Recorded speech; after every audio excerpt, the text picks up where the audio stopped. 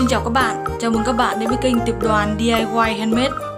Hôm nay mình sẽ chia sẻ tới các bạn cách làm hoa treo tường để trang trí Tết. Nếu các bạn thấy video của mình hay, hãy tặng mình một like, chia sẻ cho mọi người cùng xem và nhấn đăng ký kênh để đón xem những video tiếp theo của mình các bạn nhé. Và bây giờ xin mời các bạn cùng xem quá trình mình làm hoa trang trí này như thế nào nhé. Xin mời.